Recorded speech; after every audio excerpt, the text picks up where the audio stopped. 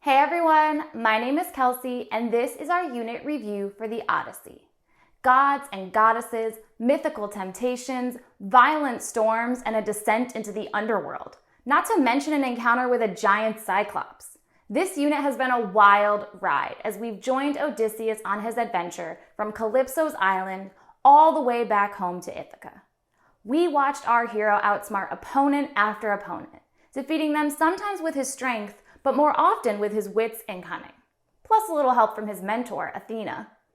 Odysseus embodies the characteristics of an epic hero, but is he a hero in your eyes? In this video, we'll review what we've learned about Odysseus as an epic hero and preview the final assignment in this unit, your argumentative essay. We'll discuss what makes a strong argument and look at an example of how an argument can be built in response to this essay prompt. Let's get started.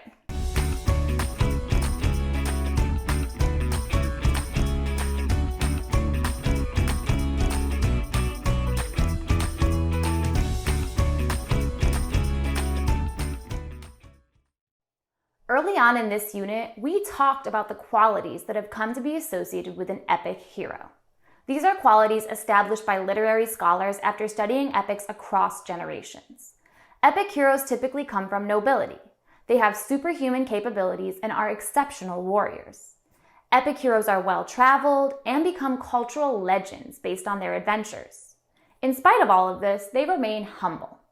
Lastly, epic heroes are known for battling supernatural forces, such as monsters, and they often receive supernatural aid, such as intervention from the gods or goddesses.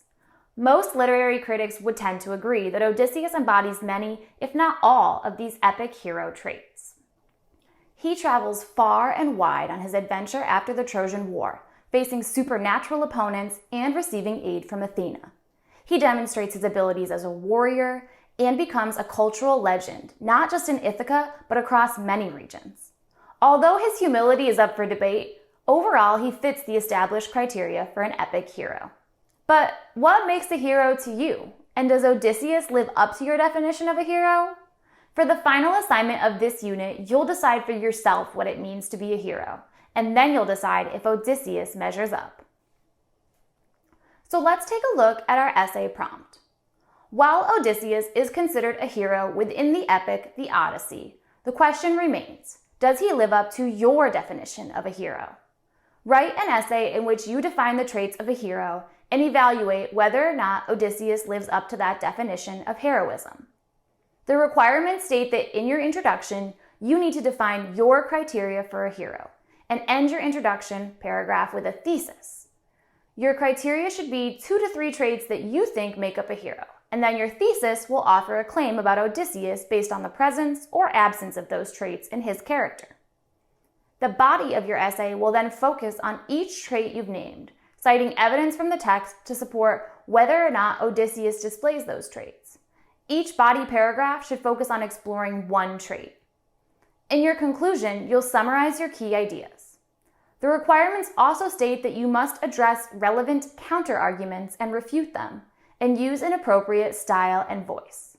We'll talk more about those 2 points later on in this video. And as with any essay in this course, your paper should be formatted in MLA with in-text citations, and you should utilize proper spelling, grammar, capitalization, and punctuation in your essay. So where do you begin when approaching this prompt? You want to start by thinking about the traits that you personally find to be heroic. Your definition of a hero might be shaped by superheroes that you've seen on TV or in the movies, protagonists of other stories you've read whom you consider to be noble, famous historical figures that have shaped our world today, and even everyday people whose behavior and values exemplify heroism to you. Once you've identified 2 to 3 traits that make a person a hero in your eyes, then you're ready to write your essay. So let's say I settled on 2 traits that I think are important in a hero. Trait 1 is that a hero is courageous, and trait 2 is that a hero is unselfish. He or she works for the greater good of society rather than himself. I then have to decide if Odysseus displays these traits based on the events of the text. Now, it's possible that Odysseus will display some, but not all of the traits you've decided are necessary for a person to be a hero. For example, to me, Odysseus is without a doubt courageous, but I don't think that he's unselfish. I recall in Book 9 of the Odyssey that Odysseus and his crew are in the land of the Cyclops, and his men actually urge Odysseus to leave, but he insists on staying in the hopes of receiving a present. Had he left, he would have spared the lives of his men and avoided a lot of the misfortune that came as a direct result of that encounter with the Cyclops. But he stayed in the hopes that he would receive gifts. So to me, that displays selfishness. Because of this, the answer to the question of whether or not Odysseus displays these traits is yes and no. He is courageous, but he's not unselfish. With this information in mind, I now have to make a claim about whether or not Odysseus is a hero. I could argue that he is somewhat heroic or not a hero because he didn't fully meet my criteria. That choice is mine, as my thesis is my claim about Odysseus based on what I see in the text. I'm going to argue that Odysseus is not a hero because he didn't fully meet my criteria, and I think both traits are equally important. So my thesis statement would say something like, although Odysseus demonstrates great courage through his actions in the Odyssey, he is not truly a hero because he displays selfishness in the text, and real heroes should be unselfish. I would then use my first body paragraph to talk about Odysseus' courageousness, and my second to talk about his selfishness, proving each with evidence from the text. This is just one example of how to arrive at a clear thesis statement in response to this prompt. Of course, you'll have your own unique ideas about what traits are necessary for a person to be a hero, and whether or not Odysseus measures up will determine the claim you make in your thesis statement. A strong argument does not end with a thesis statement, though. It's also necessary to address counter-arguments in your essay and use an appropriate style and voice in order to maximize the impact of your words. A strong argumentative essay not only builds a solid case with evidence from the text, but also addresses what we call counter-arguments. Counter-arguments are opposing viewpoints or alternate conclusions that could be drawn from the evidence that you've presented in your essay. When you anticipate, address, and then refute counter-arguments in an argumentative essay, it makes your argument stronger and more convincing to your reader. For example, if my argument is that Odysseus is not a hero because he is selfish, I can anticipate an opposing viewpoint or counter-argument that at times Odysseus does show unselfishness in the text. That counter-argument could be supported with an example of his unselfishness. Say, in the land of the Cyclops, when Odysseus does instruct his men to stay on the boat while he goes to explore, knowing that it might be dangerous. I would then need to address this counter-argument and evidence and refute both in my essay in order to give further credibility to my argument.